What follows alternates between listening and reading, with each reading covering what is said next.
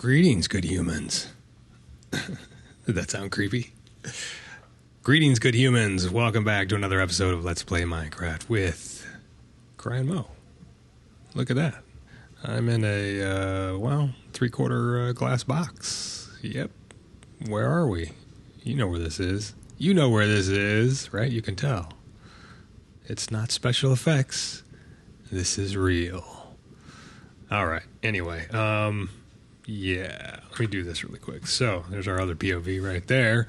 Welcome back. Hope you guys are having a great week. All right, so I'm at the top of this pillar of whatever this is, sugarcane stuff. You know, it's not sugarcane, bamboo. I'm on the top of this. Why do I have none in my inventory? That's kind of odd. Anyway, scaffolding. So I just have this up here. I don't think I have anything to be afraid of up here that could kill me because this is all just glass, nothing spawnable. But for some reason I felt uncomfortable not having a roof over my head and a door, and I didn't have a door on me, so I just used a couple of trapdoors that I had in my inventory. I don't know, to make me feel safe. I don't know why. I don't think anything could spawn here. Anyway, we're on the top of the nether, of course, and yeah, I didn't want a ghast to spawn for some weird reason that I don't understand the spawning mechanics for or something. So, yeah. Anyway, so what am I doing on top of the nether? Well, had I not pulled a Cry and Mo at the very beginning of this entire episode creation and forgot to press the record button when I started the episode originally, we wouldn't have to do this little sort of infill of information. But anyway, so all of the build of this entire very simple, extremely simple gold farm. I don't have any footage of that. Oh, see right behind me now.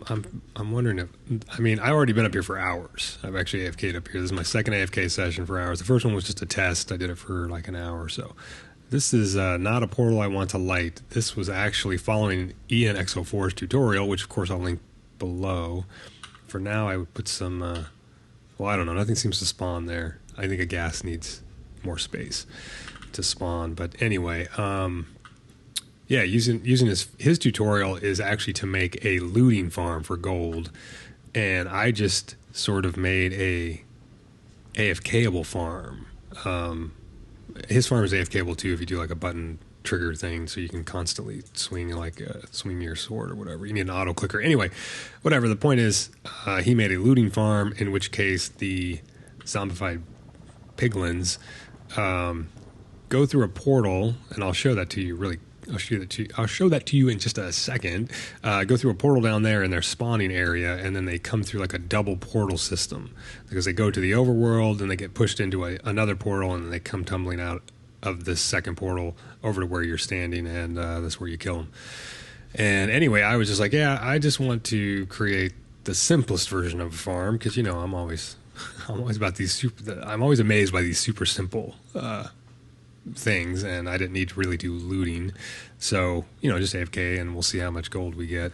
I did find out from my first AFK session that apparently it seems like you don't get gold ingots. You don't get gold ingots. They don't drop naturally from zombified piglins. Only the golden nuggets, which is totally fine. No big deal. I don't need like a ton of gold, tons of gold. I just thought it'd be cool to make a gold farm, even though normally I want to make a gold farm because I want to make golden carrots. That's in my previous playthroughs. That's what I would do. But now I've got, we've got the villager, the farmer that just sells us golden carrots for a couple of pumpkins, and I think literally 12 pumpkins and 12, I don't know, his trade maxes out for the day, his daily trade. I trade him like 12 or 15 pumpkins and 12 or 15 melons. That nets us, that grosses us 24 emeralds, and then he sells us almost a stack of golden carrots for 12 emeralds. So every day, Minecraft day, I just sell him a handful of pumpkins and melons, and then trade in buy some golden carrots for lunch. And we have stacks and stacks of golden carrots now. That's right. That's right. And we also net profit of 12 emeralds every trade. So it's pretty ridiculous, actually. So we don't really need a gold farm. I wanted an easy way to make golden apples for converting the villagers. And then after that, it'll just be sort of decorative blocks or making powered rails. Yeah, that's the other thing I wanted gold for. Okay, anyway.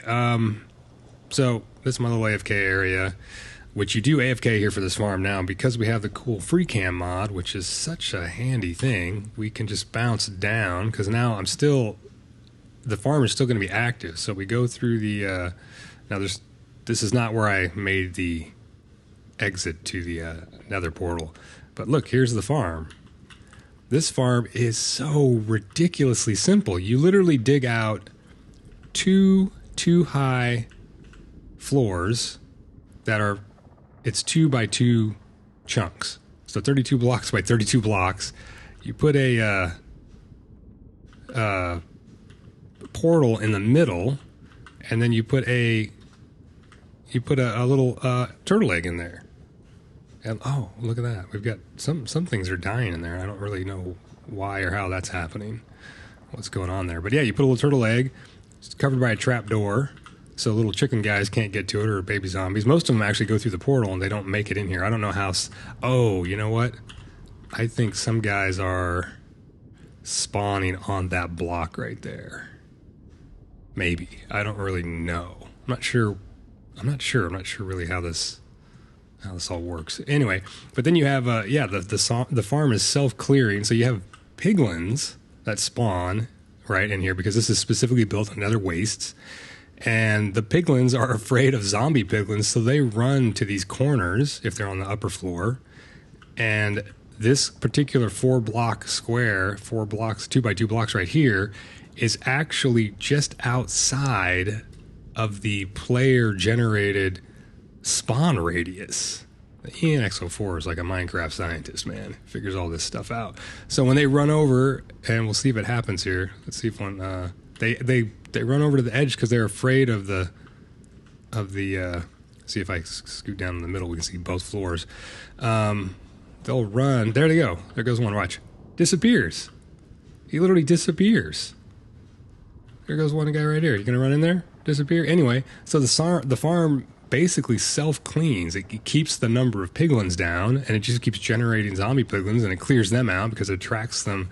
They're all attracted to the turtle egg, and they run through the portal. And now I can't show you the farm. I'd have to have like be on a network and have a second account to show you the overworld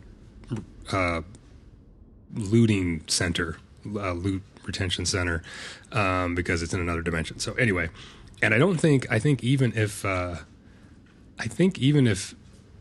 Mojang nerfs the whole portal spawning mechanic thing, I don't think these kinds of farms are actually going to be affected.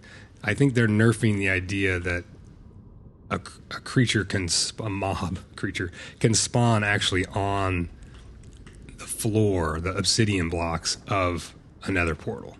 They spawn on it and then instantly teleport.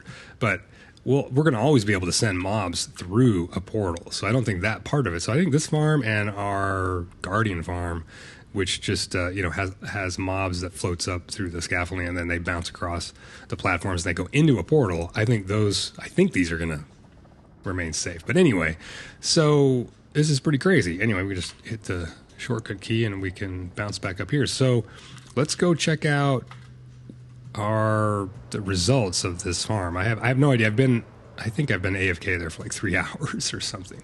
All I did was make a little torch trail here to bring me back to where I went through there. So yeah, I recorded all this stuff and did a whole, little comedy routine about, sort of a sarcastic comedy routine, showing how to get through the bedrock.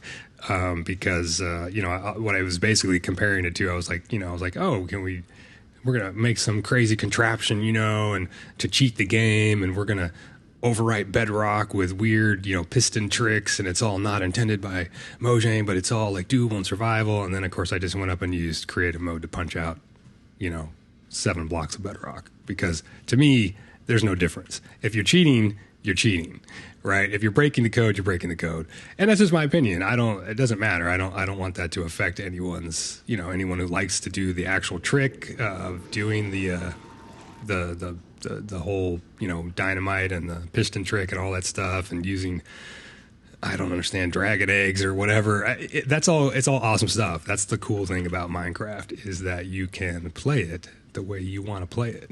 That's literally the beautiful thing about this game. So anyway, the way I want to play it is not waste my time on that particular endeavor, because I waste my time in other endeavors. Anyway, so that's it. So I just use creative mode to punch blocks right through here. And this is a very specific location in the nether that I put this entrance to the nether roof is based on where I'm going to actually, I've been designing, like I mentioned a couple episodes ago, I've been designing a rudimentary sort of nether hub sort of thing. It's whatever, but this would ostensibly, this is part of the build. It's in a spot that I thought would be the best way to access the nether in that particular build. So anyway, and this stairway is accounted for as well, and stuff like that. Anyway, so we'll get around to that someday. So yeah, that's our little entrance to the nether roof, and we're going to build the second farm today. Is also going on the nether roof, and it's it's just as simple as the gold farm. So we'll jump through. We'll go check out the receptacle area, the collection area for all the piglin loot. There is one issue I have though, which is actually, yeah, it's an issue that I need to sort of fix. Right now,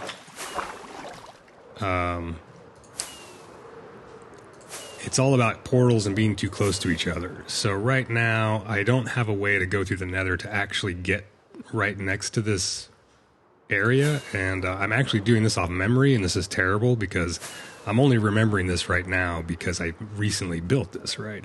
So I go past our gunpowder farm, and then we go south a little bit more, and there's our guardian farm, which also uses portals. And then if we just continue on here, and I think we just cruise over a little ways this way. I actually have the coordinates written down.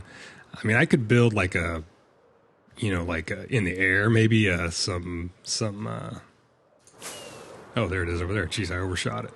Maybe a little, what is it called? Elytra, like an elytra track or something, an elytra course to fly us over here to where I put some visible markers inside of the, what's it called? Oh, that was wrong.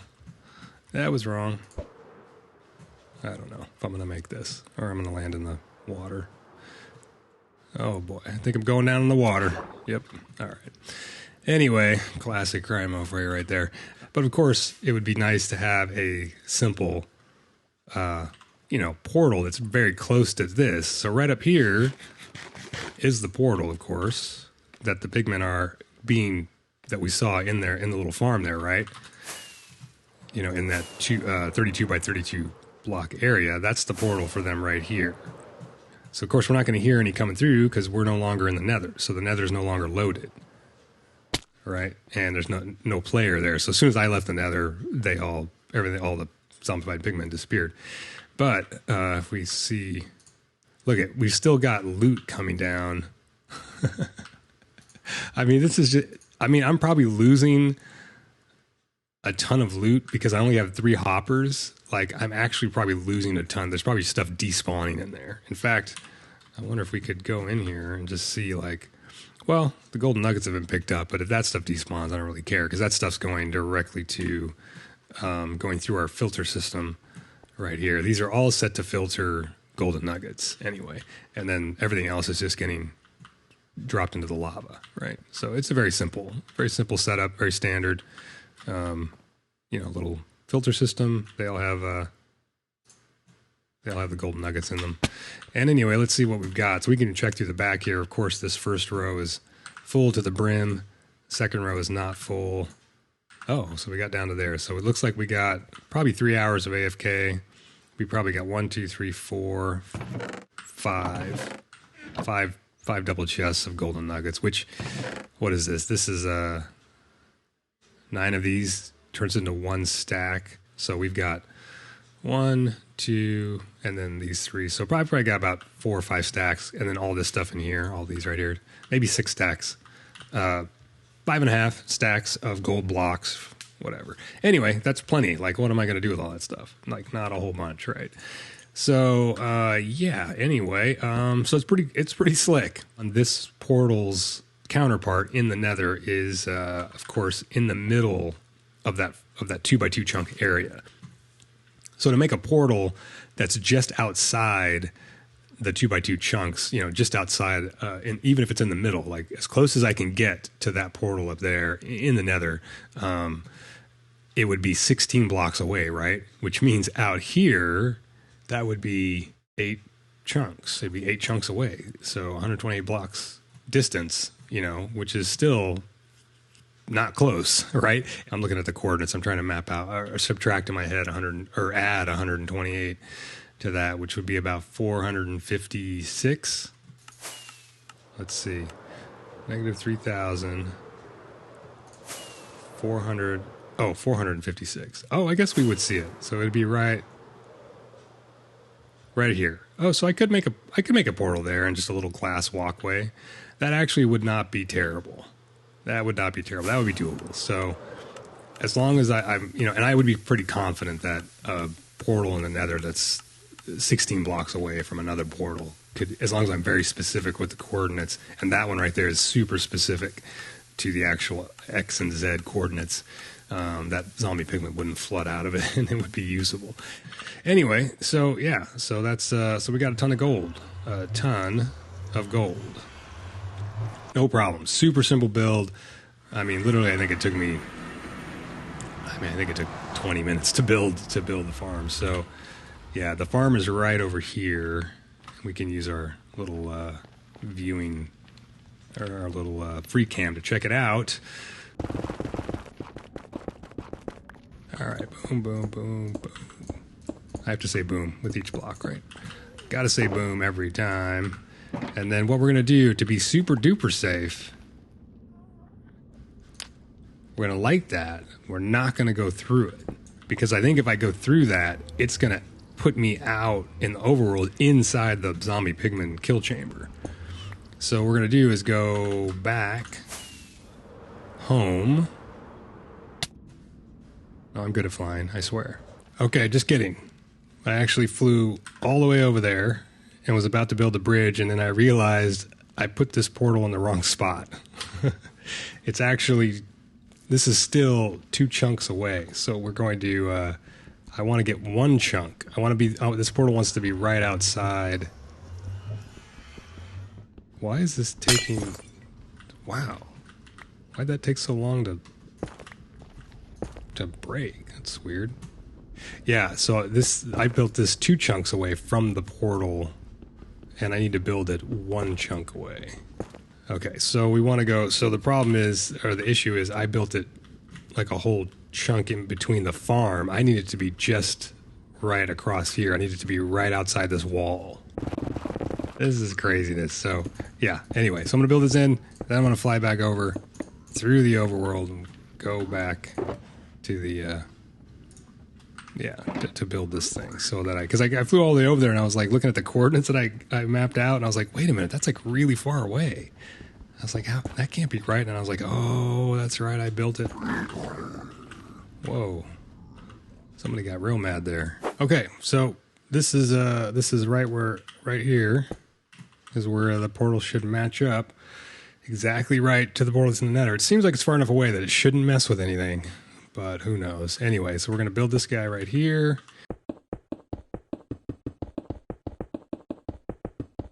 Let's see what happens. Let's hope we don't end up in the piglin farm. Nice. Nice, nice, nice, nice. All right, that worked. This is great. This is great. Okay, perfect. So it works. Everything's cool, hunky-dory. We'll just leave this up here because it's what we do for...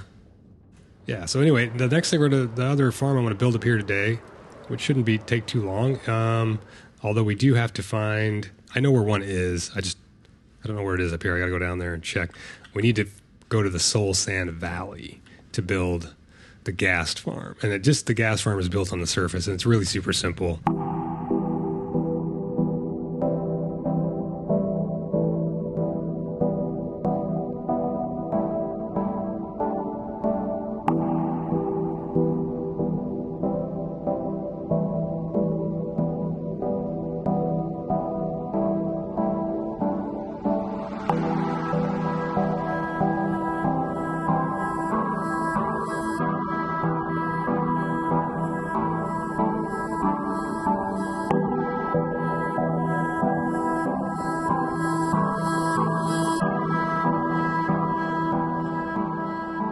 All right. Well, we're back, and AFK'd here for 1 hour, and yeah, recorded some replay mod of the activity down there because I can't see anything because it's outside of my render distance, I guess, or whatever. Fog of war, that sort of a thing.